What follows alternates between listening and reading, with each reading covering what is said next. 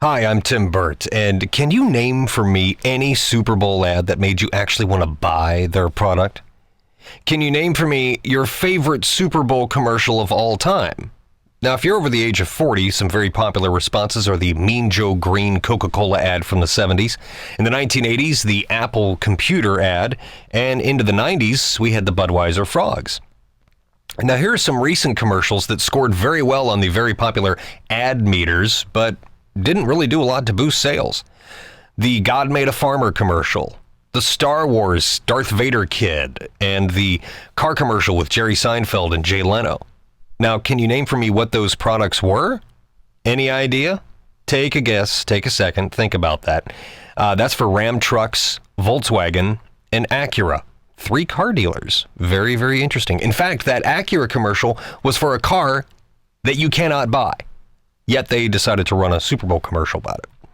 Now, those were very highly rated commercials, but they were entertaining and did very little or absolutely nothing to actually sell their products. They're so concerned with appeasing a large audience that they sacrifice a golden opportunity to bring money back into the company. Isn't that the ultimate point of advertising? Well, so for Ram Trucks, Volkswagen, and Acura, you get a big old fail from me because they really didn't do a lot to boost sales. So who am I? Well, my name is Burt, and I have written, recorded, and produced more than 30,000 commercials and counting worldwide for radio, television, web, direct mail, billboards, etc., etc., etc. I'm an advertising coach, consultant, author, and worldwide public speaker. In fact, last year, during Super Bowl 48, I was asked to be on the Wall Street Journal panel to live critique all of the Super Bowl commercials, and you can see me over there on the right-hand side, along with Columbus Short, Harry Hamlin, Sarah Michelle Gellar, and others. I was only one of about 9 people. So for the past few years, I've been offering instant critique and analysis of Super Bowl ads during the game, and this year I'm going to be doing the same thing right here on SuperBowl49commercials.com. Now, while I'm critiquing those commercials in real time, major news organizations and ad agencies will be doing the same thing with focus groups for their little ad meters, with one major difference. They'll be asking if their participants what ads they liked. Well, reality, they're asking what commercials entertained you the most. And in my opinion, they're asking the wrong question. They should be asking if any of those commercials convinced people to buy or use that particular advertiser's good product or service. If not, it is a multi-million-dollar mistake. Now, here's the financial breakdown of a Super Bowl commercial. We're going to take last year's numbers as an example. One 30-second Super Bowl commercial last year, the slot just to buy the time, was $4 million on average. Now, for the sake of argument, let's say that same commercial cost about $1 million to write, create, and produce. That's $5 million for 30 seconds of airtime. That equals $166,667 per second. So last year, 110 million people approximately watched the game.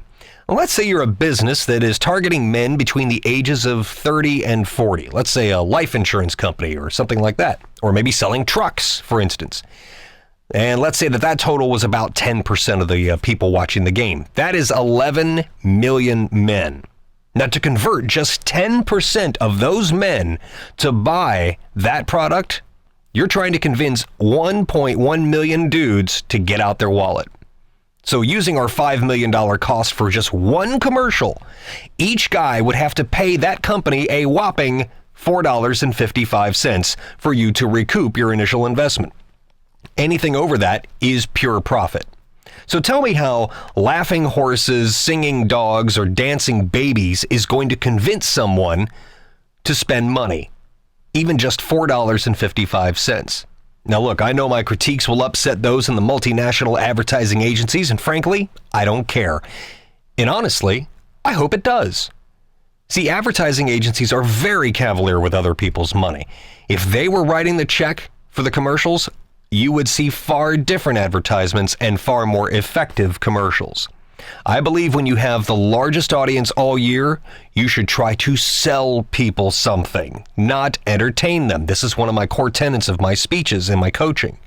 So I am Tim Burt, and I would love for you to join me right here on Super Bowl Sunday on SuperBowl49commercials.com for my instant analysis and snark of those ads that everyone's going to be glowing over, but in reality are probably worthless.